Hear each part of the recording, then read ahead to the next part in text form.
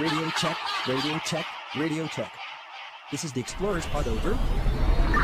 4, 3, 2, 1. I think it's. I don't know. What do you want me to say? Yeah, man, great. We're so stoked to have you on the show. How you been? How you feeling? And you getting pretty excited to get back into the Kumba? Very excited. Yeah. It's like feeling good. Good to get back and start working again, actually, which is weird to, Yeah, man. a year of very little stuff going on, which is unusual for me personally. Yeah, yeah, us as well. We've been guiding expeditions for 10 years, and we do island boat expeditions here in the Philippines, and we do some short trips into the Himalayas, some three peaks climbs and a few things there. But we've been shut down for over a year now. So this is us reinventing ourselves. Yeah, that's great. Are you living on a boat there? Yeah, we are. In fact, we, I took off to sail around the world when I was quite young, but this year we built a floating home and we sunk a lot into it. It was really, the idea was to do sort of an Airbnb, sort of high-end floating accommodation. And that sort of fell out, as you know. So now it's our beautiful, it's our office and it's our home and water studio, a recording studio. Yeah. Nice. Are we recording right now, or are you gonna wait? Yeah, we're recording. We're rolling. What we'll do is we'll cut it in when it's all cool, but probably somewhere in there we'll cut it in. Here we are. We're rolling. No problem. Yeah, go ahead. Yeah, that's awesome. Yeah. Well, Ryan, thank you very much for gracing our show, and we are so very excited to hear your stories and to meet you, and of course to know what's up with the the coming up days. Yeah, for you. So. For our audience, I think you give us a little bit a quick background about yourself. Yeah, well, I consider myself primarily a mountain climber and mountain guide. So I've been doing kind of big expeditions, I guess you'd say, for going on 18 or more years now, and was guiding quite a bit back in the day, in the early years when I was kind of in my late 20s and early 30s, and then started my own company with a partner, Dave Elmore, back in 2005, Mountain Professionals, because we were, like a lot of people, we were just like, hey, we're working for other people. It's great, that lifestyle, just guiding and instructing mountaineering stuff. We were both down in Patagonia and Chile and Argentina working for doing mountaineering trips and stuff. And so we were just like, someday we should start our own company. And sure enough, we ended up doing that. So, for a little while I would make ends meet by guiding for other people. And then we slowly get our business going over, many years, because it takes a while to get established. And then, then we've just been, running our own expedition company for 15 years now. And so I've done, mostly my focus has been Himalayan climbing, not just like guiding, but also my own trips with partners and stuff. And so I got pretty into the 8,000 meter world and climbed a bunch of those. And then later on in my career, I got into polar ski trips. And so I've been doing quite a lot of that I'd say the past like 5-6 years, or actually a little longer than that, 10 years, kind of Antarctica, North Pole trips, stuff like that. So I'm kind of all over the place and trying to, actually I've done some sailing myself, and that's one of my kind of overall goals someday, is to get another boat and try to do some long trips on the water again, because I think it's one of the best lifestyles, not for everyone doing the kind of living on a boat thing, but I think it translates a lot to expedition mentality in a lot of ways.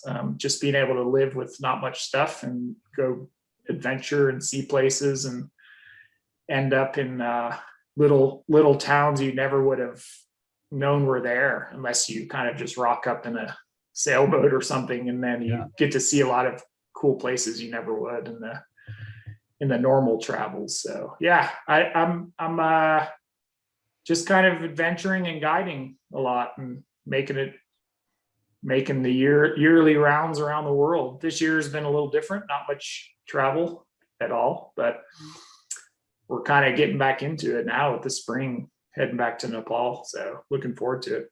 Yeah, that's cool. Yeah, pretty stoked that you're back to work. And in regards to sailing, I took off to sail around the world when I was 26 years old. Nice. And yeah, it was one of the best things. I'm so stoked I did it, and I'm glad I took off quite young. But I was full on into climbing, and I really wanted to sail around the world. And anyway, somehow I made that happen. I took off young, and I decided to pull the engine out of my boat to make it a bit more challenging. I read the wrong books, maybe. But yeah, we've been on boats now for half my life, for about 25 years. So one of the great adventures, you can rock up into a place, you can go climb a mountain, and you can afford to live there. It's a great way to do it. And it's always an expedition to the next place, from one place to the other. You sort of prepare like you're preparing for an expedition, you're off again. It's great. So, I see. And I've always noticed a lot of like similarities with like a polar ski trip too, where you're using a lot of the same skill set. The navigation is the same. You're following compass bearings. You're planning your route, and you're using a lot of similar food and management techniques. And so in a lot of ways, those two things have a lot of similarities that I find pretty interesting. Even if you're just doing like a 5-day crossing between some islands or something, it's like a little mini expedition that you're launching on. Yeah. So it's really cool. Yeah. So we can help you out in that area if you want some expertise. We'll be your consultants. That sounds good. Okay. So yeah, let's get stuck into Everest a little bit. Let's talk about this season. So you're off to Nepal, you're back to Everest. What's the setup this year? Tell us about your team, and what's the difference this season? Yeah, well, we have a good team of 7 climbers on our Mountain Professionals trip, and so it's a mixture of Americans and Europeans, and thankfully the Europeans are able to get out of Europe and travel, I guess, one way for the time being. And the difference this year is there's a lot of, I wouldn't say uncertainty, but just, we're a little trepidations, just hoping that everything goes okay with regards to the obvious problems in the world, the COVID issues and stuff. Yeah. So but I think us, along with some of the other operators that are going, I've been talking to a few of the other people, and we kind of behind the scenes and just like, hey, what do you think? And what do you think of this? And our mentality is just try to stay a little bit more low key in for example, Kathmandu. Sure. A little less of the social side of it, try not to go see sites and interact too much before the trip, just staying in our little bubble as much as possible, just to get up into the Khumbu. And then, I don't know if you heard, but Nepal has actually decided not to make the climbing trips quarantine necessarily, although it's still a little bit, I heard they changed. They loosened it up a little bit. It's a bit kind of not quite sure, but I did read this morning they're trying to loosen the quarantine for climbers. Yeah. But I guess so I don't know. I mean, there's kind of two schools of thought in a lot of ways. I was talking to some other guides, and they're like, we're actually glad there's a quarantine, because then in theory, all the people you're up there mixing with, at least from foreigners' standpoint, have all been through the same hoops and tests and quarantine time, and then in theory take that final test before flying up. So it gives you a little peace of mind. But but now that it seems like we're not going to have to do it, Mhm.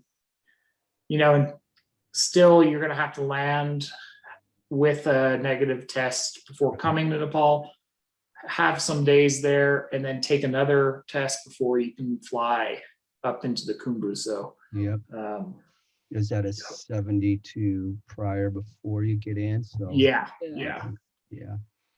So, yeah, I think it'll be much the same as Everest expeditions, hopefully, from a standpoint of all the other normal things that we kind of do with groups. But my guess is it'll be a little less interactive between teams at base camp, maybe people staying a little bit more in their kind of in their in their own base camp, think their bubble. And I guess what I've been thinking a lot with our group is let's try not to have too much interaction with any trekking groups as well that are coming, which you tend to try to do anyway, because you also run the risk of just catching colds and things from and that's outside. Here's at the base camp every year anyway, right? Yeah. And the mountain is very the percentage and the room for recovery if you get sick, it gets it's going to be tough, because even on a normal Everest expedition year, I mean, it's not uncommon for pretty much everyone on a group to at some point catch a little sickness of some sort, whether it's a little, so it's going to be tough just to be like, okay, what do we do in this scenario? Do we kind of isolate people? Do we you know how every year somebody's got the Khumbu cough, you know what I mean? So you're gonna go, is that COVID? Exactly. It's gonna be tricky. Just like you do here. I mean, when I have friends here in Boulder, as soon as someone says like, hey, let's get together, like just close friends for a barbecue or something, but then as soon as someone doesn't feel good, we all go, hey, you know what? Maybe it's not a good idea, just because everyone doesn't know these days. So strange times. So, Ryan, you're flying out to Nepal. What's your schedule and any particular worries right now? So I'm going. I usually go west through Thailand, typically, but because Thai Airways is kind of not really working at the moment, and there's a lot less good flights into Kathmandu than in a normal year. Most people are going on Qatar through Doha, or like Emirates or Turkish Air, and so I'm going Chicago to Doha to Kathmandu, and ironically, I have like 3 of my clients on the flight with me over to Doha. And then 2 Norwegians that are also on our team are getting on in Doha. So we're just like 5 of us flying into Kathmandu on the same flight. Okay, that's cool. Yeah. So you have a pre-climb session in the plane. Yeah. Well, in a normal year, excellent. You can sort of talking and cover some issues.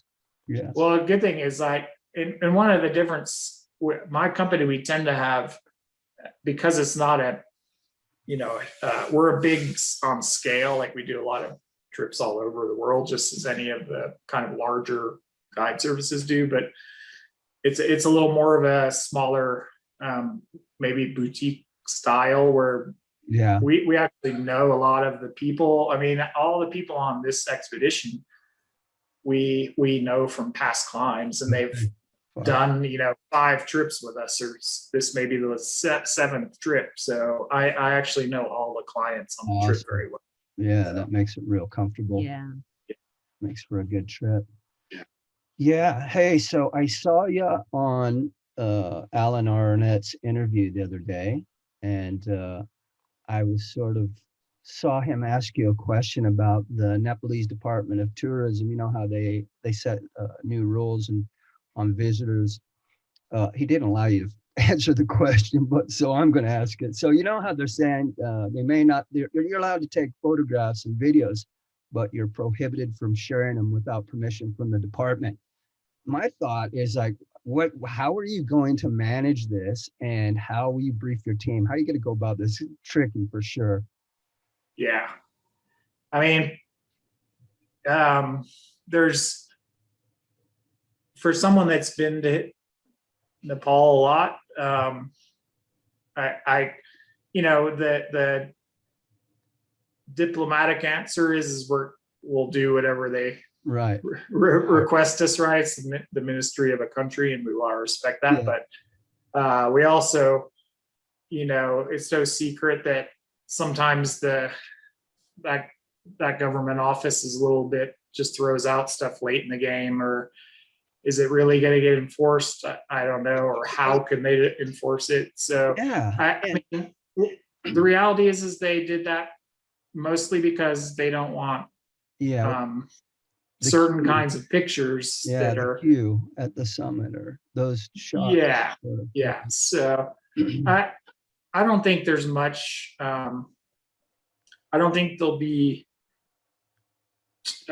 too much of a difference of what people post. I for my group, we'll probably just have a little talk about it and say, let's not take any pictures that would be exactly something that the ministry doesn't want to get out. And I don't think people really do it that much. It's just that it's happened a couple times recently, and that's what's kind of made the problems. But I think. Yeah, I don't know. It's kind of hard to not take pictures of other people on that route, when there's people on the road. It's a lot of promotion going on, not just for you, your team, your business. It's sort of a way we all sort of work into our business, social sort of contracts. But it also is a cross promotion. It promotes Nepal. So I'm guessing it would really affect them in the long run as well. So it's sort of a strange one. It'll get figured out this year, I'm sure. So, but an interesting take on the news. I think it's really just, let's not take the pictures that give Everest the name that it gets in the sometimes with mainstream media, which isn't really a total realistic story of that mountain anyway. It's sometimes certain pictures get distributed to people that are just reading general news, and then they get that idea of that the mountain has all these problems that may not really be a problem when you're there. It just seems like it when it gets sent back out into a mainstream source. It all also depends on the season and the weather and a lot of things. Very, very much so. I have another question. I'm curious about the vaccines. Are vaccines now required for all tourists, climbers, and trekkers? How does that work? No, not required. Just because some countries are still in the process. They don't even have it yet, right? Yeah. Right. I personally am vaccinated. I got my second round on Monday, so I was lucky to get in early to get. Even in the States, it's hard to get in line for that, right? So okay. I was able to get on a little bit earlier queue because of having a first responder certification. Okay. And so I was able to get in with that grouping in the US. So that was pretty fortunate to be able to do that. Cool. All right. So Ryan, you have 7 climbers on your team. How many climbers are expected in Everest this year compared to 381 registered in 2019? Yeah, I think I've heard a few numbers. I've heard most commonly thrown around has been 300 foreigners. I think it may be a little more than that now. I'm not quite sure. So I think it'll still be less than the big year. Like, not, I guess not 2019 was the year there was 380. Anything less than that's good. Yeah, sure. Well, we heard there are two princes who are going to climb. We're going to attempt the summit: Bahrain and What's that? Oman or Qatar. Oh, wow. Yeah. Yeah, I don't know. I'm not Yeah. sure. Yeah, So there's a huge army there. I think that's what's going to happen, but I'm not sure. That's So, a team of 18. yeah, it's two princes, and Okay. the other prince is going to be in the base camp. Right. That's what we heard. So, yeah. So it'll be yeah. a big group. So there's always something there, you know. And a lot of the stuff you don't hear, you don't even, or I don't know, because I don't, kind of in a lot of ways, I don't care much about all that stuff until then you get to the base camp and you're like, oh, you know, Madonna's here climbing it, you know. just randomly you find out this stuff at base camp. Well, we're gonna you know, get in touch with you when you're there, so we know what's going on with the ground on the ground. Yeah. Okay. Yeah. Oh yeah, do they have? We did read they have 5G up at base camp. Is that true? Yeah. Wow. Yeah, there's, and you know, most people, we use this Everest link as a Wi-Fi hub system that they've set up. A little company that kind of manages it. They put up little routers throughout the camp, and so we can just buy scratch cards and use Wi-Fi there, which is nice, because in the past we would all take our own hubs for Wi-Fi, and like we still do take ours in case, like a Thureo IP plus. So the problem is that data was really expensive to buy, and you always had to, you know, pretty much get an unlimited package, because you want people to be able to just use it and not be tracking all this data and stuff. And that was extremely expensive for a group. So most everyone has just transitioned so their teams just get these scratch cards, and you can use the Wi-Fi at base camp. Sure. So it makes it easier. Excellent. What's your approach to base camp this year? Will you trek from the Kumba or from Lukla through the Kumba, or are you going to use a helicopter? Is time a factor here? What's up? No, we'll just do the normal trek. Yeah, I think it's really valuable to walk up. You know, the climatization is really key for arriving to the base camp, having those days slowly ascending through the altitude, feeling good. I think it's really challenging for people when they fly to the higher villages and just like step out, and then, you know, sometimes it has like the reverse effect. Yeah, you think you think you're saving all this stuff, and then you get out and get sick, and then have to go down and rest for 5 days somewhere. So yeah, I think most people do trek. I mean, it's pretty rare. Sometimes people will take helis into Namche or something, or a little higher. Yeah, there's that pad just above Namche there. Yeah. But still, for me, I don't know. I think I would rather trek from the Kumba every time. But Yeah. I guess it would depend as well. Like if you get with your season right now, and you end up and you do get stuck in a quarantine, this could change a few of those aspects for some people as well. Yeah. I mean, that's originally we our team, we usually start our trips on April 4th in Kathmandu. I've kind of slowly pushed it back. I mean, it used to be we'd arrive March 30th. And over time, I've just seen that as the rope fixing has become more efficient, the icefall doctors get there so early, the route gets fixed. Going so early is a little counterproductive, because then you're just spending more days in base camp. So we've slowly like pushed our start date back. A day here, a day there, until now it's April 4th. But because at the time we thought we were going to have to stay in Kathmandu 6 days extra. Right. We kind of pivoted and told our team, hey, let's arrive on the 1st of April. And then because we just don't know what the quarantine's going to look like. But now in theory, it's not there anymore. So we're just starting on April 1st, but that's fine. Yeah, you were saying that they've got good Wi-Fi up there now. I'm sure you guys have a bit of a campaign. How do people follow your trip this year on Everest?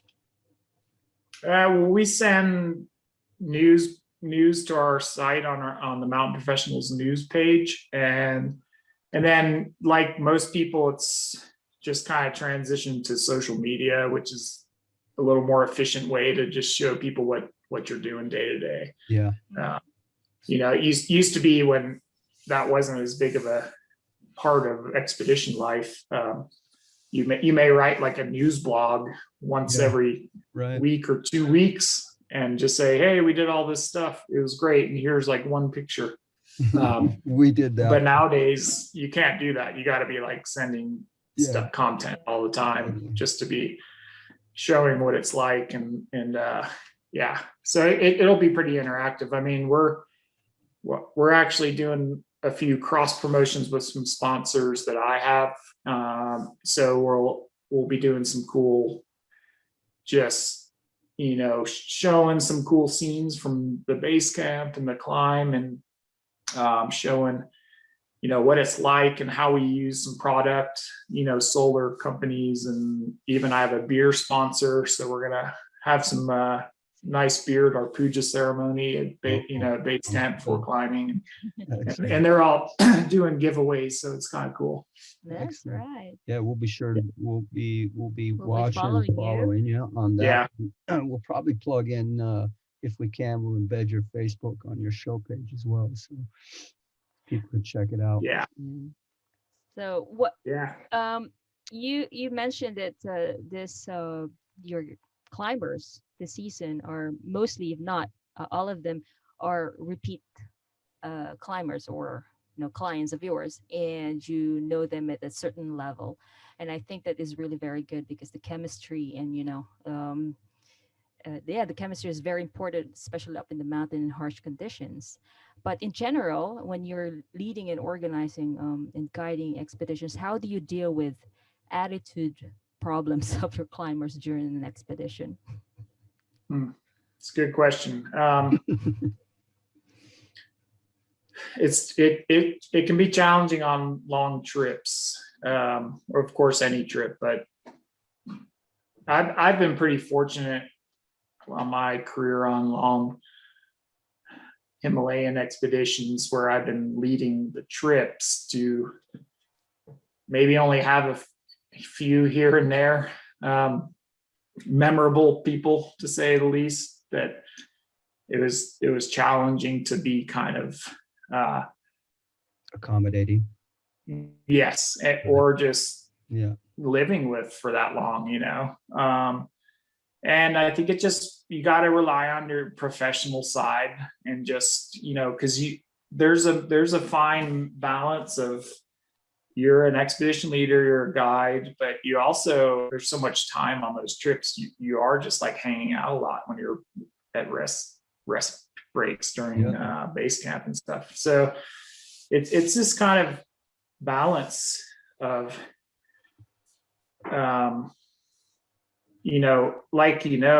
guides wear many hats. You're part-time guide, you're part-time psychologist, you're part-time shoulder to cry on, you're part-time, all these things. And so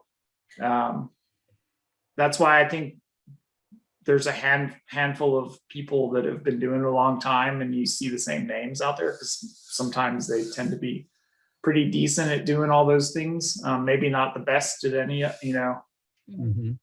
not to say that just because you do a lot of expeditions, you're really good at it, but there's a reason why some people do it a lot, and people go with them because they've heard good feedback from other climbers, and hey, go with these people because they are running a good product and a comfortable base camp, and good mountain services and all that stuff. And to me, one of the biggest philosophies I always try to keep is I'm more of a quiet kind of expedition leader. Like, I'm not barking out all these orders all the time to folks. I just try to have, or set up a feeling on the team where it's a lot of good two-way communication. Like, we want to hear how people are doing and what they're thinking and if they have any concerns or stuff, but somehow get to that place where they just kind of respect your decision making without having to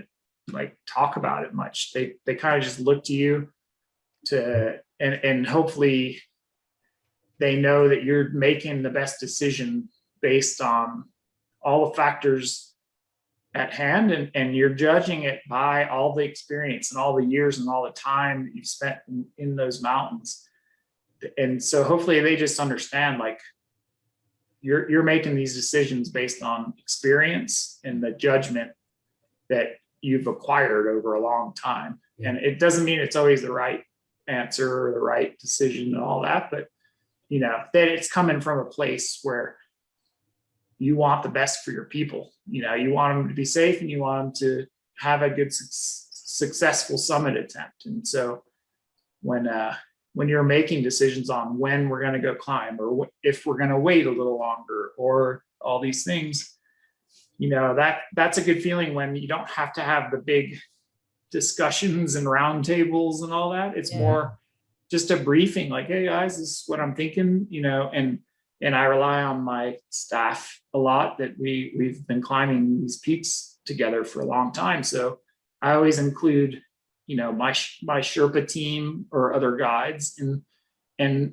not that it's just me saying the final word. I always bring Tashi Sherpa is my Sirdar. He's also an IFMGA mountain guide. So we're with the people all the time on the mountain in the rotations. And so it's good to bring in other voices and, hey, what do you think? And I like to actually kind of have the, a back and forth with people right in front of the client, the guests, like, what do you think, Tashi? You agree? And we'll even talk about stuff so that the people kind of feel like they're involved in hearing what we're thinking. Sure. Yeah. Yeah. Very challenging. Yeah. But to answer your original question, I kind of went on a random rant. But yes, I've had a few people over the years that, it's like, you just got to find a way to compartmentalize a challenging relationship and just try. Sometimes unfortunately, it makes you be more like business-like to those kind of people, So, which sort of takes out a bit of the glory passion sometimes when you have to go. But it's rare, we find in the mountains, but it does happen. Well, it's all, the reason is I think it's very challenging because you yourself is considered as extreme athlete. You have done some mind-blowing adventures out there, and definitely your comfort zone is totally different from your clients, right? So you just have to really adjust a lot, and some things that you think are easy may not be easy to them at all. So there's you wear a lot of hats. Yeah, we find that we've do, as I say, in some island boat expeditions, and I've been on boats for 25 years, and when the wind blows and the sea's rough, I don't think about it. But I do remember when I first started how scared I got when I first raised the scales. You tend to forget that 25 years later, and then all of a sudden the client's going, the wind is blowing, the tents are flat. And it's like, so what's up? Anyway. So Ryan, if all goes well, what's lined up? Any further plans this year? How's that looking? I think hopefully it's though 2020 maybe temper my predictions for when things will be happening. I learned the hard way of maybe wishful thinking early in the 2020 year, where we're as a company that's based in tourism, we were always kind of like, well, this will be over by June, and we'll be able to go to this mountain. And then that would just kind of fall like a domino. And then we kept doing that all year until finally, we kind of just like, okay, we're essentially going to close down shop for a little while on international things and just maybe focus on some domestic programs that are more realistic. But so for this year, I mean, we're kind of planning just a return, if you will, to all the destinations we typically would go to. There's two exceptions right now, which is, and actually, I don't know if you all have heard anything that I haven't about Indonesia, but Indonesia and Russia are the two countries that are still closed when it comes to 7 summits, which is a large part of our business. We'll see. We're still closed here in the Philippines. Yeah. So we can't. Well, if we leave, we can't come back in. Right. So, and getting out of here is difficult as well.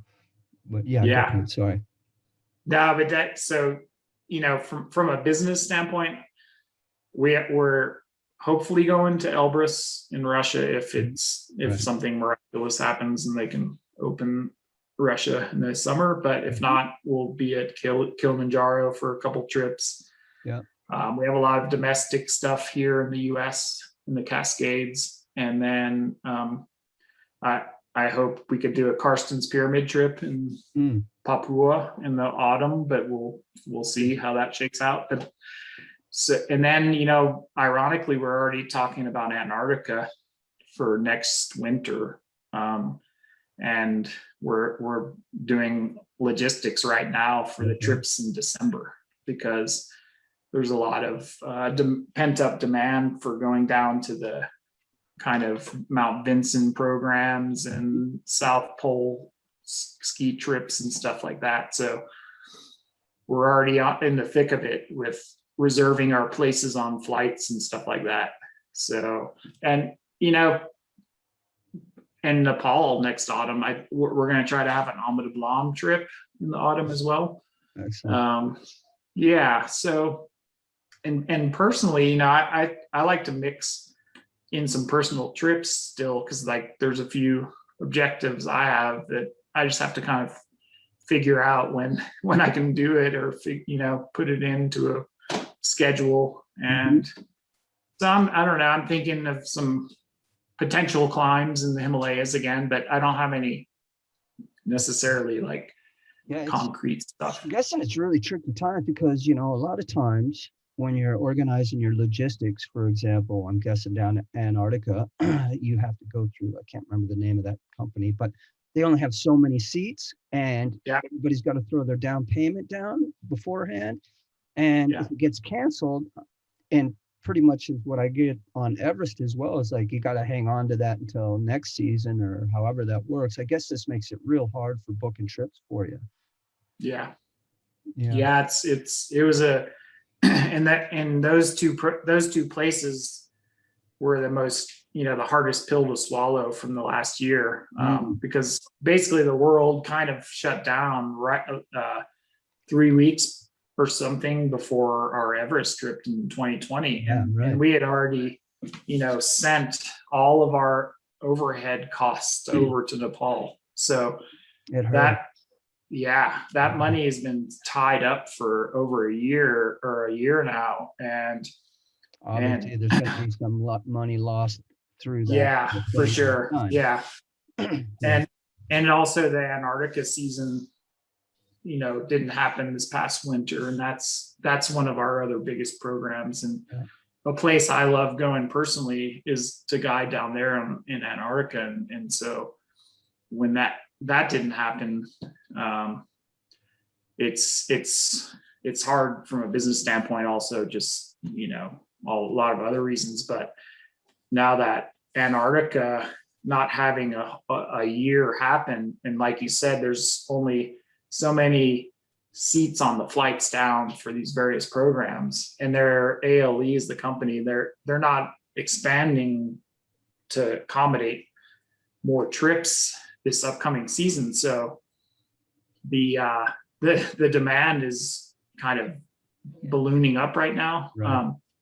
And So the deposit money and all that kind of stuff is like way in advance. Like right now, they're already saying like we need funding, the deposit money for your clients and stuff. So yeah, which is also hard, right? Because there's still a lot of countries that people don't even know if they're going to be able to do stuff.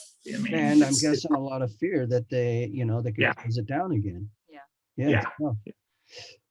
Yeah. So it's tough, and as a business owner that relies on all these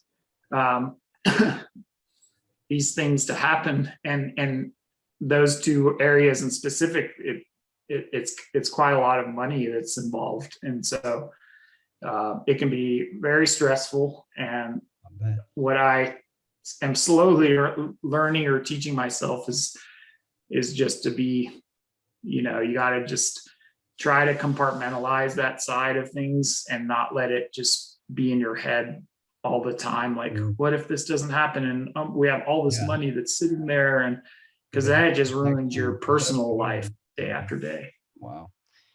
Yeah. Well, let's keep hoping for the best, and everything keeps going according to plan. Yeah, it's great you're back to work for sure. I also want to talk a little bit about. I want to step back in your career a bit. I want to talk a little bit about the North Pole. I'm from what I've read, you've been on 20 expeditions to 8,000 meter peaks. And I'm thinking about your first North Pole expedition with, I think you would probably categorize as land to pole, which you did with Eric Larson. And how hard is that compared to your mountaineering expeditions, your land to pole trip with Eric? It's extremely difficult. I think there's hard parts of both, big mountain climbing and polar ski trips, but that specific trip to the pole with a coastal start, right, which has been most typically Ellesmere Island there. Yeah, Ellesmere. Right. That trip is it's really a challenge, and in so many ways. And there's a reason there's only been, I think it's only like 56 people that have ever done that. How many? Unsupported. 56. Okay. Yeah, I think that's the number. Still, for how hard it is. And it's, I read it's quite expensive as well. Yeah. It's crazy. Yeah, like the from the coast to the pole, unsupported, unassisted, is it's got a lot more challenges than I mean, for me, I always think of it as the hardest trip I've ever done personally. Yeah. Okay. Including Everest and all these other mountains. Right. It's day after day of a lot of hard work, danger. You're scared all the time. Big, heavy sleds, very difficult conditions. It's super cold especially early on in that expedition. There's polar bears. There's a changing environment all the time. So it's a big challenge, and there's no days off. You're just going day after day after day. And so, yeah, it's a brutal expedition for sure. I mean, it's like you are shot when you get done with that trip. And so and of course there's hard mountains and there's hard routes on different mountains and all that, but those tend to be like a hard work, but then rests, hard work and then rests. You go and come and you go back to base camps and you chill out and regroup and all that. Whereas that North Pole expedition is just a fight every day. It took us 53 days on that trip to reach the pole from Cape Discovery. So it's hard. Yeah. Were you and Eric the first Americans to pull that off? Actually, the second. Okay. Yeah, two guys did it in gosh, I think, I don't want to say it wrong. I think it was 11 or 12. May have been earlier. May have been. I feel bad that I can't remember right offhand. 2011, right after your Yeah, Antarctica cross. yeah. Year after. Houston and Fish. They did it. They were the first Americans to do it, and then yeah, and then me and Eric were the second and third, and the last people would have done it. Okay. So no one's done that trip since our trip back in 14. So it's yeah. Speaking of Eric, you know, we were scheduled to have him on the show a few months back, and are you in touch with him currently? Yeah. Okay. Yeah. Yeah. So he sort of informed us about his situation, but next time you see him, tell him some, you know, a lot of support from our family with everything. Yeah, for sure. Yeah. Yeah. It's a tough time right now, Totally. but yeah, he'll be a strong guy.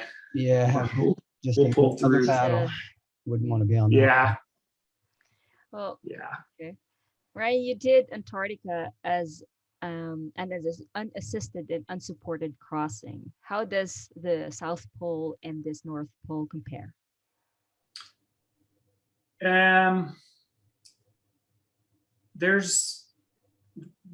Obviously there's a lot of comparisons that are similar just because of what you're doing in the environment, and the movement and the skiing and navigation, all that. But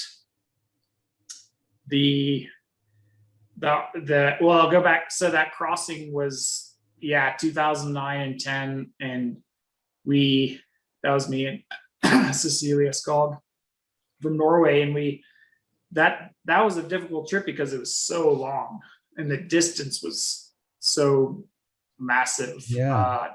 That trip took 70 days. Wow. To ski, because it was 1,200 miles to do that crossing.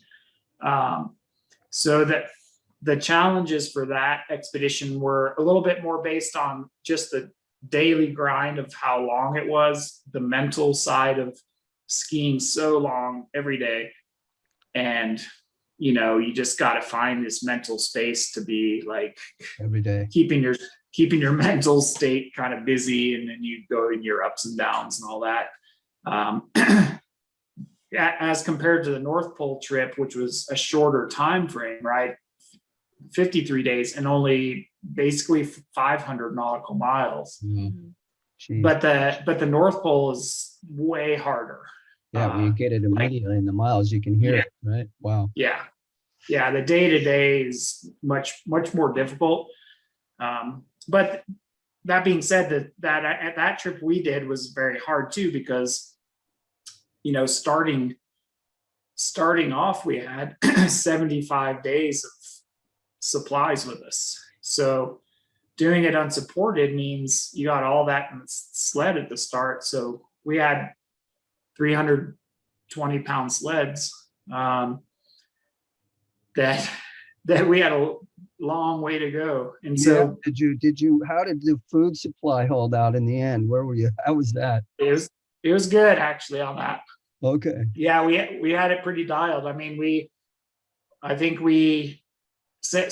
75 days of stuff with us, and we finished in 70. Oh. So we were fine, you know, and the likelihood of not getting picked up at the end was a little bit less than Arctic Ocean, because you just don't get like major super long storms where maybe they can't fly out. I mean, we could have had to wait a little while, but not like up on the Arctic Ocean, where when me and Eric finished that North Pole trip, we were luckily got to 90 degrees, and we happened to be on a really big, nice pan of ice that was big enough for a twin otter to land on. Right. And so that pan of ice is drifting once you stop. And so, you know, by the time the plane picked us up, I can't remember, but 6 miles away from the North Pole. But in that scenario, we were way low on food. And the guys from Ken Bork, the flight company, were basically had already taken off to fly up to alert before we even knew it, because they could see a storm coming. Okay. Yep. And if we weren't going to get out on the day we actually did, You were stuck. they said we could have been stuck there for a week. Wow. And we only had like 2 dinners between us left. So that was a little bit more scary to think. All the good luck was with you. Yeah. I was reading an article and I didn't decipher it right. But did you ever have an expedition in Antarctica where you didn't make it back, or you'd lost your stove? Or was it someone else I was reading about? No. Wasn't you? Yeah, I got confused on that. Going back to the North Pole expedition, as a whole, you're talking about how hard it is, but it's also probably quite a challenge in just the logistics. There's all kinds of conditions and circumstances. What stands out as the most challenging part of that trip? Yeah, it's a great question, but it's fun. In my own head, you relate to the fact that all aspects of that trip are difficult, from a standpoint of, unless you are made of money, it's hard to get the money for it starting off. Yeah. It's hard to pack for it. It's hard to get the logistics right, to get all the sleds up to, where you stay before your expedition. It's hard to get lucky with the weather to get flown out to the start. And then the trip is hard, and every day is hard, and there's danger all the time. So the joke that a lot of people have that have done that trip is like, or at least me and Eric had, was like, you don't get any breaks up there, right? Because you keep thinking like, everything's so hard, when are we going to get a break somehow? And it just never really comes. Yeah. It's just always hard. Mm-hmm. And so that to me is the most challenging part, is like it starts to beat you down after day 40 something, and you still don't know that you're going to make it. That may be one of the to your question, the most challenging things is when we were on day 50, we still didn't know if we were going to get to the pole. Wow. Because there was so much more open water than there used to be years ago. Mm-hmm. So it was very slow. There was pressure ridges, which you used to not get that far north, so that it didn't let up late, and we were running late on time when it comes to the guys wanting to come get us off there, because later in the season it's too dangerous for them to land on the ice because it's getting too thin. There's not good pans of ice to land on. So they had set a kind of drop dead date, like, you guys need to be there by this date or else we're going to get you, because it's getting too late. And we had talked them into, on the satellite phone, hey, just please give us these 2 more days or whatever it was. I forget what we finally got out of them, because we were so close, and we're like, just give us a little more time. So we were kind of running against the clock. And food was low. We were weak at that point, just because you just are by that late in the game. And so that's the challenging part, is that being so close, and you may not even get there, after all that, all the fight.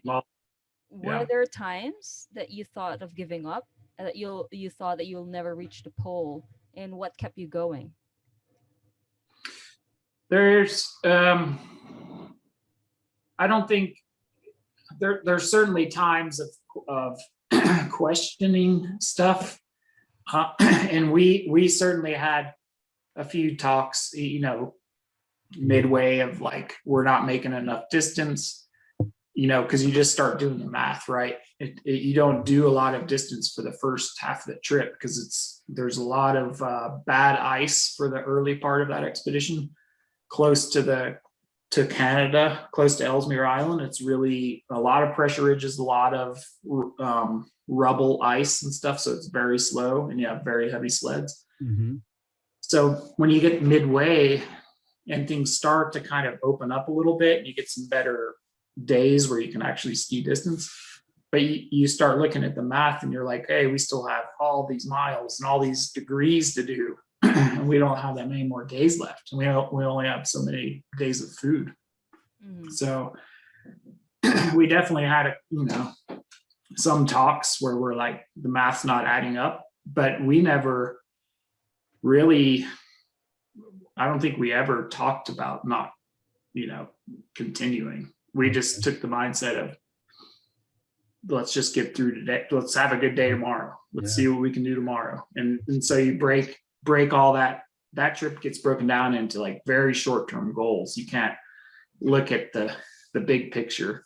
We would just start focusing on getting to the next degree of latitude, like who cares about 89 right now or 90 degrees? Let's just get to 86. That's our goal, and once we get there, then we can start thinking of the future days. So that's one of those hardship pieces is you have to maintain hope inside your own head. Even if you don't see much reward day after day, you're just like, okay, well, that was a really hard day, but at least we finally got 12 miles today, and so that's a victory. Let's get in the tent, do self-care, eat, sleep, and get up and do it again tomorrow and see where we get. And then slowly but surely, you just keep like chipping off little pieces of that block, and it adds up. And then you get lucky some days and get like good ice where you can cover a lot of distance. And then you get a little bit of a lifted spirit, like, hey, this may be possible. Let's just keep on cranking. And it's very interesting. It's very interesting because that mentality, like one step at a time, one day at a time, it really takes you and brings you so farther out there, right? Like works in every scenario. Yeah. So when I remember when I was I was nearing the summit from the north side, it was just like that, like one step at a time. So like you can see the summits, like another corner, there's no summit. Okay, just one step at a time. At the end, it's like, okay, I'm here, but it was like the longest one step at a time of your life. And it's also the same in everyday life that you encounter, you just take it one day at a time. Like this whole year. Yeah. Exactly. Right. Yeah. It's interesting to think that I do that myself sometimes on climbing, when you're tired and you just kind of do that mental thing of, all right, I'm just going to take 10 more steps, like, let me just think of the next 10 steps. And you're like, and you do your 10 steps and then rest. And then you're like, okay, now I'm just going to get to that carabiner there, like I do those little short-term kind of goals. It's very powerful. Words. But I think I agree. It's like, it's very common for people to say how being on adventures can help people deal with stuff in just kind of a normal life scenario, I think. And I think some of the expeditions I've been on have made me mentally think of little things I have to do as problems, like I'm like, okay, here's a problem. I'm just going to fix the problem, like you got to renew your driver's license or whatever it is. Solve the problem. You just solve the problem. Yeah, exactly. And just like take care of it and then go to the next thing you got to do. So I think that's been helpful, learning that from expeditions and stuff. Cool. Yeah, that's some of the questions that we've been talking about a lot, bringing to our audience, so that they can sort of get a feel. Like I think everybody's probably gone through one of their hardest years in life this year, and there's a lot to be learned from a lot of the great people that we've spoken to in the last few months. So a lot to learn from those adventure perspectives. Also, I read that you fell through the ice without your dry suit on. Probably one of your biggest fears. What the hell went through your mind, and how did your body react? What did you do? Yeah. It was weird. Well, first off, you actually fall through a couple times, more or less.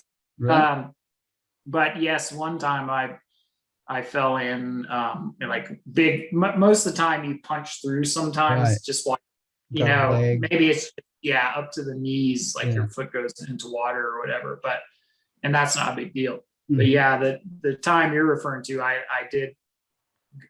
We were crossing a lead that was frozen over, but just very thin ice, and I fell through. And it's funny because I don't really recall the being scared necessarily, but just like knowing that my instinct took over I just need to get out right away, and get over to the edge because I was very close to the edge of good ice. So I just kind of shuffled over, but the danger is you don't want to lose your skis because your skis are underwater.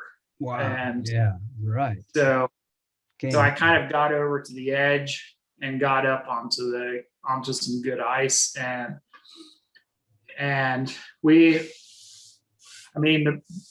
again, it's like all this stuff is thought out ahead of time because that's a very common thing to happen. People fall through on North Pole trips. So what do we do? Well, we have a stuff sack in the sled that's like your emergency layer grab bag that has spare base layers, wool, long underwear and stuff. Because the main thing is you got to get out of that cloak, those base layers before they freeze.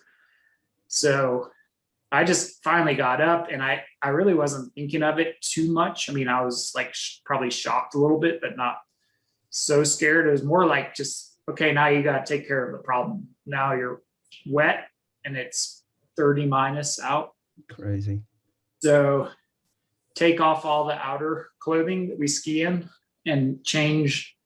I just stripped down and change into new long underwear. And then we talked about it, how we're doing, okay, just kind of processed it a little bit, and even said, well, it's only like 1 o'clock. Let's just keep skiing. So I put on my outerwear again, which was like frozen stiff. And then we just like kept skiing the rest of it. Right. So it's wet. It freezes up, and you're just going to move through it. That probably helped lay out the outer gear a bit, I'm guessing. Yeah. Heat it up and get it moving again. Yeah. Oh, wow. Yeah. So after that, there's so much experience, and we really wanted to know. So with that horrifying experience, what about your polar bear experience and when you went to Pole Expedition with Eric? How was that? Yeah, that was scary as well. Yeah, I bet. Yes. So, commonly when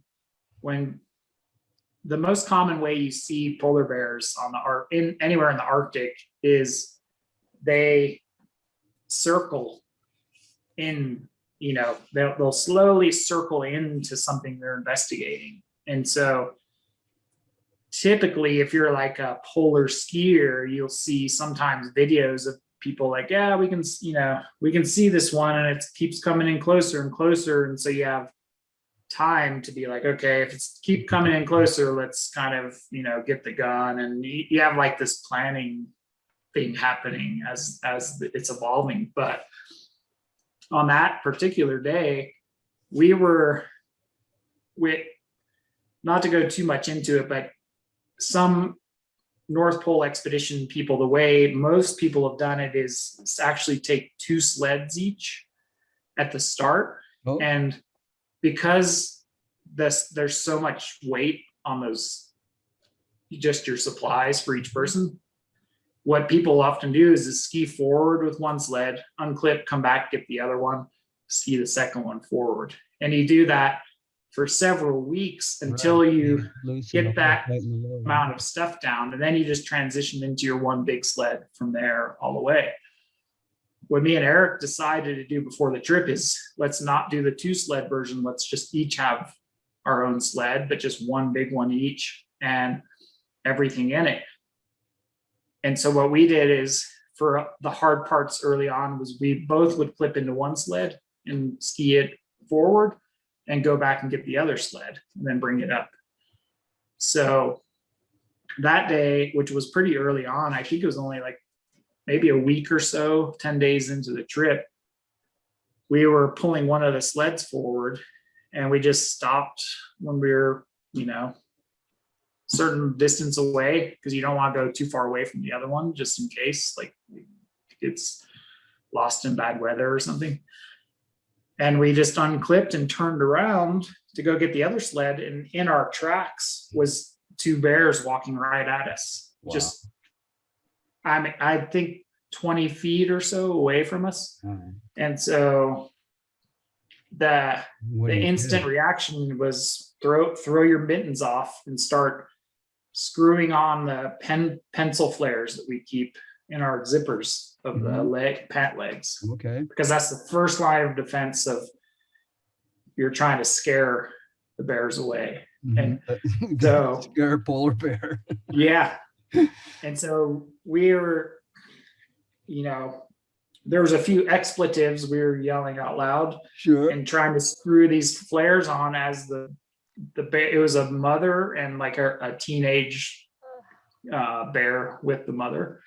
And they were just walking at us and, sniffing us and walking at us. And we're like, what's that? I always remember I cross threaded my pencil flare. I was like, oh, perfect timing to like cross thread something. No. And luckily Eric got his, and he shot his little pen flare, but they're not much. They're just like a little, like pop. And that, so the mom stopped, but the teenager just kept walking at us, because like they don't know, they have no idea what's going on. Either does the mom, really. But and then I got mine screwed on, shot mine. They both kind of paused for a second, and very luckily that gave us time. Eric reached into the sled, which had the gun. We happened to have the sled with the gun in it with us. Oh, okay.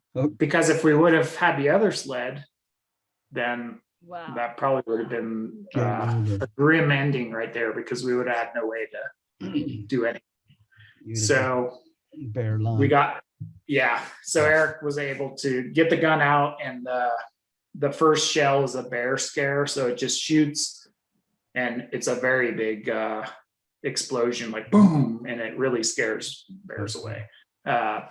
So the mom turned and started to kind of walk away. And I remember the teenage bear just kept walking to us, because it was like looking at its mother and didn't know what to do. And it was like curious of what we were. And then finally it turned, and they both started to run away from us. And so we shot one more behind them, another bear scare, just to kind of like make sure they were on their way. Keep going. And wow. Yeah. That was really close call. Yeah, it was scary. I mean, because afterwards we were like just shaking and like, oh my God, talking and oh my God. And you're only a week into it. Like, yeah. How many more? Call the helicopter. We're going home. More. and their footprints were literally like 10 feet is when they turned from us. So, and even more scary or weird to think of was, so then after just like a couple minutes of like processing this, we were like, okay, what should we do? Let's go get the other sled. And so we started like skiing back in our track, and we could see that they had been walking behind us for like 200 yards. Stalking you. Yeah. So it was like crazy to see that, because the mom could have just come right behind us and just hit us with a paw. Yeah. just to kind of see what we were. And that would have usually that would like kill someone if it just gives you a swipe of a paw. So we're super lucky in that scenario. Yeah, sounds like it. Yeah. Had a few. But I mean, I know Eric had a very close call also, and on an earlier expedition in the Arctic with Lonnie Dupree, I think it was him and Lonnie, where they had a bear, when they were asleep, a bear came and put its paws on their tent and just pounced down on top of them while they died. That? Yeah. Wow. Scary. Yeah, It's totally out of the movies. exactly. So it's weird, yeah. But that's another one of the things of that North Pole trip is like, then you just have to like put that in some place in your head, because that night you go to sleep, You don't in your tent. That night you don't sleep. and you're just, and you know that there's bears right around you Yes, somewhere. exactly. They're close. So I Yeah. think They can smell you. these are the things, Yeah. these are realities, and before you go into that such endeavor, these are the things that you have to accept that will happen to you. So Yeah, you have yeah. to put it somewhere in your mind, and somewhere in your mind somewhere that this can happen.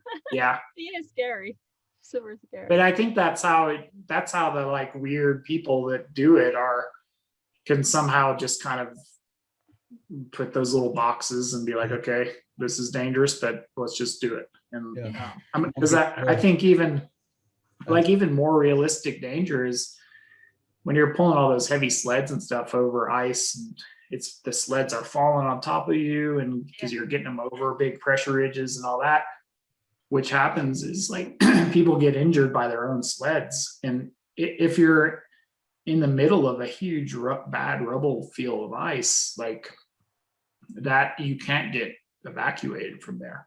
Yeah. So if you really have to be thinking of, okay, if my buddy here gets injured, you would have to somehow have a plan to get somewhere else that's open, and that may not be for a long way.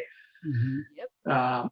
So yeah, it's kind of so you just can't think of it really. You just gotta like go forward. Yeah, that's the old deal with it when it comes.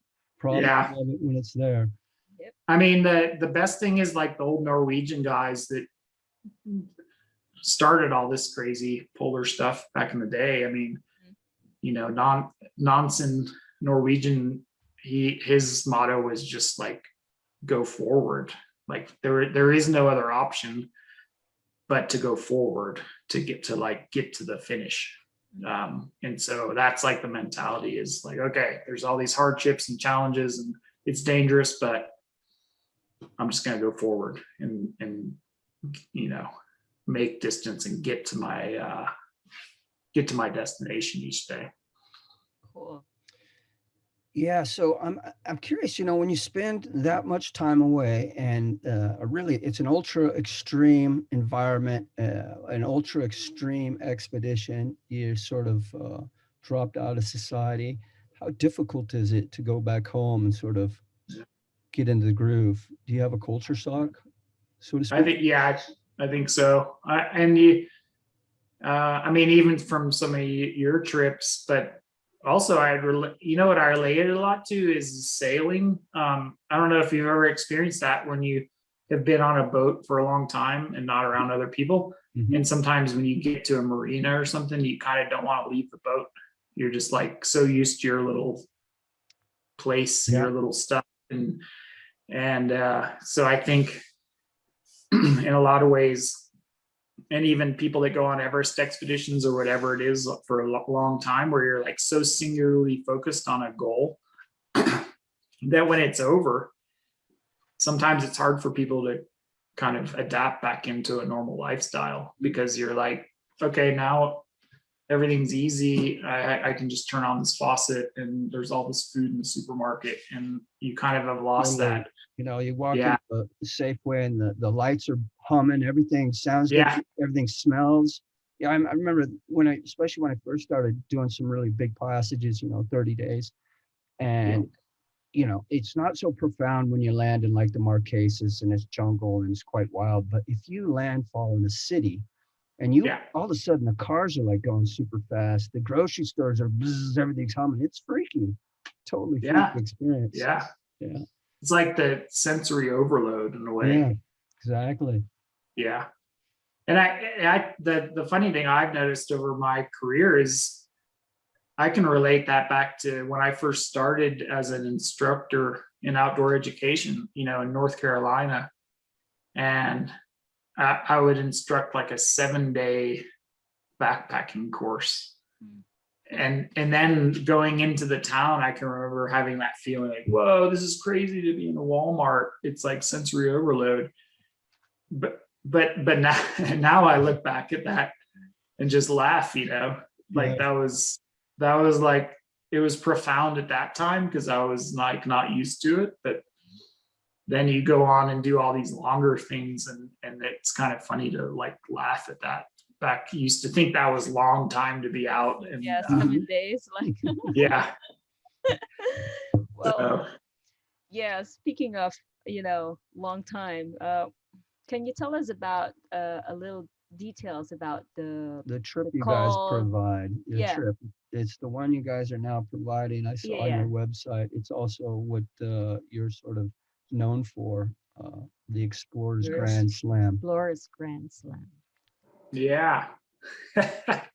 It's kind of a, you know, I mean, basically that is the 7 summits. So climbing the highest peak on each continent and then skiing to the North and the South Pole. And what that overall objective has kind of evolved into these days is the doing, or I should say most people are doing, is skiing last degree trips to the North and South Pole. And that's kind of just evolved into this nomenclature as the Explorers Grand Slam. The reason I say it with kind of, you know, wishy-washy is that that term used to mean something else like 15 years ago. And that term has just over time been taken into mean doing the 7 summits and like getting to the poles, you know, most commonly on south last degree ski trips, so the last 60 nautical miles to the pole. Back when I started doing kind of big expeditions, that phrase, the Explorers Grand Slam, was literally only one person in the world ever did it still, which was Mr. Park. He was a Korean guy. And that was when you climbed all the 8,000 meter peaks, skied full length, so land to pole, unsupported, unassisted polar trips, and the 7 summits. That was what the Explorers Grand Slam used to be. What I did, which was like an offshoot of that, was called the Adventurers Grand Slam, which just, if you haven't done all the 8,000 meter peaks, so it was like 7 summits, but full length coast to pole, unsupported, unassisted ski trips. So that was like the Grand Slam was, you used to have to do it from the coast. But since that's almost not a reality anymore from North Pole, because there's just not good logistics to ski from Canada anymore, and the changing climate and difficult ice, and you can't get flights anymore and all that stuff, it's kind of evolved into people doing the last degrees, and then they say, you know, I've done the Explorers Grand Slam, and so that's kind of where it stands now. And so we've seen a lot of, you know, like, I think it's great because a lot of 7 summit people that have gone down that road of doing those 7 peaks, they, over the past, I'd say 5-6 years, it's become more and more interesting, or option or whatever you want to say, to where more of those kind of people are interested in doing those last degree ski trips, which is great. I think it's super cool. And it's good for, people like myself who we're running up these trips to the ski into the poles, because it's another awesome expedition to do. And what I've seen is a lot of people that even did 7 summits 10 years ago, they're still driven people. They love being on trips. They want that challenge again, something to train for, look forward to. And so even some of those folks that are going back now and like, hey, I already went to Antarctica and climbed Vinson 10 years ago, but I want to try this, ski into the pole, and because do the Grand Slam. And so that's really cool. And for someone like myself, it's great because there's not so many guides out there in the world that are both polar guides and mountain guides. Mhm. You tend to be one or the other. It just seems to be the way it is. But I'm doing both of those. And so for someone like myself, it's great for me that people want to do those Grand Slam type trips, because if they come in our system, then they can work with me on a personal level, and even on the trips in a lot of cases, And to be that constant guide of like, Yeah. you remember when we were climbing Everest, Yeah. that this is how we were doing it, but on pole, it's going to be like this, yeah, it's so constant. that's a big advantage. Yeah. Totally. Great. Yeah. And someone who's been there. So Well, Yeah. an avalanche in Manaslu, being on a hijacked plane in No, Russia. Hey, No? one sec. I want to, since we're talking about that, I just thought of something. Are you familiar with Aradin Irk? Eruch. He's And Eruch. he's on his second time around, but he's doing the 6 summits by human power. Oh yeah. Yeah. The Turkish. Turkish, Right. Yeah. This guy's he's an absolute madman. I was amazed at his first trip, before he even took off to paddle across the ocean. I'm bringing it up because it reminds me of the Grand Slam, and he's a savage. But he pedaled out of Seattle in the winter, goes up and does Denali, and I thought, wow, that's a hell of an accomplishment. And then he did the 3 summits on his first circumnavigation around by human power. But he's leaving on Earth Day, and he's headed across to Hong Kong, which will take him nearly a year to get to Hong Kong, and then he'll start pedaling towards Everest. And he's gonna... He doesn't have an operator yet. He doesn't have a guiding service, so I'll put you in touch with him. Yeah. He's gonna climb Everest from the north side. But man, I just think about people and the stuff they're doing. This guy's pretty hard. Pretty hard. It's cool. That's the cool thing of the adventure world. Of course, there's the big things that people get a lot of eyeballs, Everest and this and that, but there's so many people out there that are doing really cool stuff that are, it's just like mind-blowing things, and they're not necessarily doing it for some checklist or whatever, and they're just hardcore and pulling off amazing expeditions. And pretty cool. Yeah. So well, let's go back to your crazy stories. Yeah, let's go. Well, some of the lists, you were hijacked plane in Russia and avalanche in Manaslu. Tell us some of your craziest mishaps or close calls on your travels. Oh man. I mean, we heard the polar story. We know you've fallen through the ice. We've heard about this plane in Russia. I mean, what's your craziest story? Do you have one? I mean, it's funny because I was talking to I was doing a polar training for some people in Colorado last week, and we were talking about this topic there. Mm-hmm. People always they're interested in this, like, what's the weirdest or the most scary thing you've been in, or this. And I don't, like, my personality is maybe like less of the kind of British storyteller that has the, dramatic story of this thing that happened to me. Right. And I don't know if that's a bad trait for myself, because sometimes it's good to be like that when you're an adventurer. And but I've had so many weird close calls and things over the years that it's funny because I, number one, don't think about them that much, and number two, they kind of, I forget about them, honestly. And so one of the, I'm actually writing a book right now that's almost done. It's due to the publisher in July 1st, so I'm getting very close to finishing. But that's been a very, very cool process, right? Of reliving all the stuff that you're asking about. Like, I start thinking of that time in Tibet or Pakistan or something. I'm like, oh my God, I gotta, you know, that's a story right about. Yeah, to tell.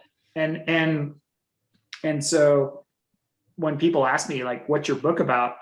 It's based on that kind of, because I was the first American to do that True Adventures Grand Slam, doing land pole trips, unsupported, unassisted, and 7 summits.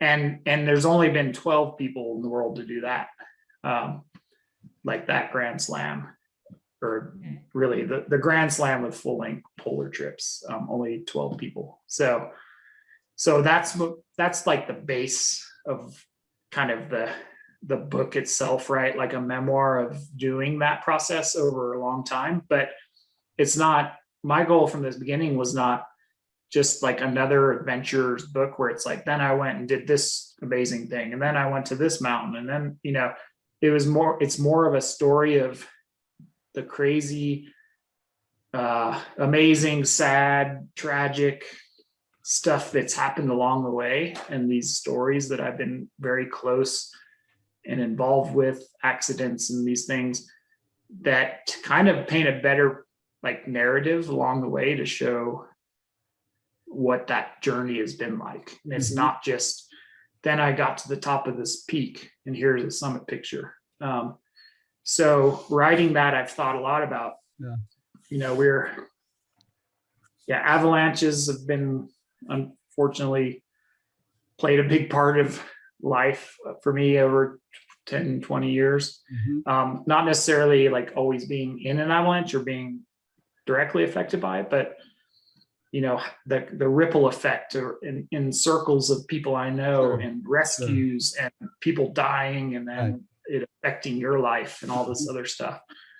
And so Eric Larson, actually, he always calls me the luckiest unlucky guy he knows. Yeah, that's because the article I read. Yeah, because I've somehow been around a lot of these big accidents and tragedies, but just been either there and like helped out on a rescue, been on the periphery, or didn't go on a trip last minute because of something that happened. And then, so it's like, yeah, I mean, it's crazy to think, but I don't know it. Yeah. And even stuff like the Everest earthquake in 15, you know, that avalanche, you know, we were there with a group and it came right through base camp, and we were in base camp. We just come down from camp 1 the day before, and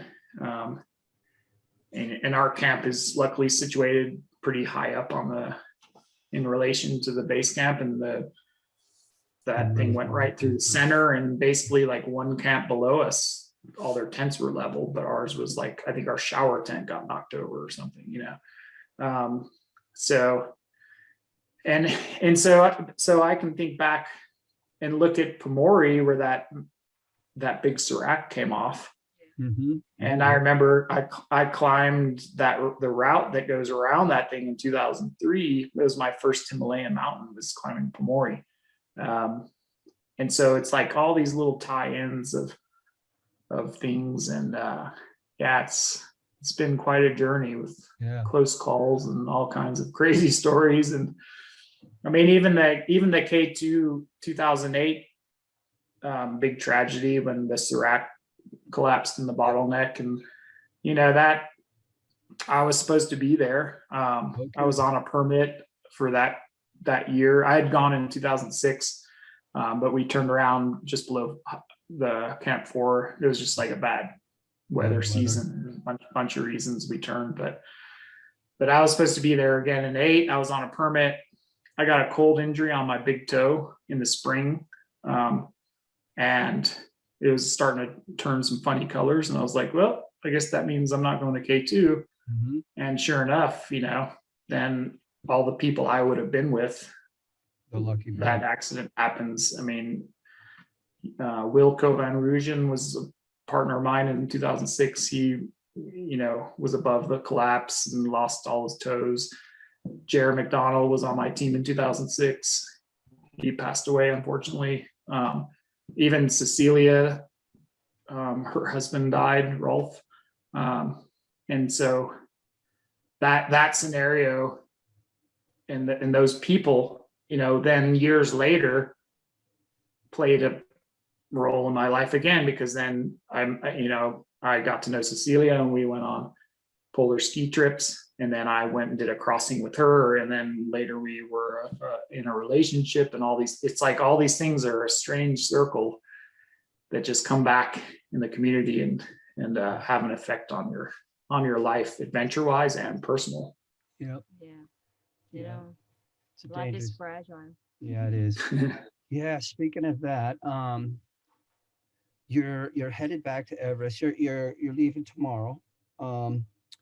We're probably running out of time here, but we want to talk to you a little bit about that. We want to hopefully catch up with you, depending upon how your schedule is when you're off Everest, and do an Everest wrap up where you can sort of give us a, it won't be long, but maybe we can, if we get time, we can do a short interview with you and just do a quick brief on your season, and give you a bit of pump for what might be happening next.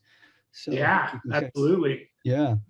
And we want to thank you for your time and teaching us and giving us all the great perspectives and sharing your experiences with us. Thank you very much. Thank you, Ryan. No problem. Thank you so much for having me on here, and good to see you over there living the dream on the boat. Yeah, man. Getting into different adventures on the water, and I look forward to catching up with you later. Yeah. So good luck with you and your team. Hoping for success, and we'll definitely be following you. And when we get the show done, we'll have, I create a page for you, and I'll try and link in as much stuff as I can so people can also follow through the page. But we'll be following you and definitely giving some updates about your trip to our audience. Awesome. Thanks a lot, and best of luck in the springtime there. Yeah, man. Let's keep working. You too. Yeah. Good luck. Good luck. All the best. Prayers and best wishes. We got a few friends up on the mountain right now. They're laying some of the ropes for you. Some of our good friends are nice. Helping out as well. So enjoy your time. Take care. All right. Thank you, Ryan. See you, Appreciate your time. Take care. Bye. Bye.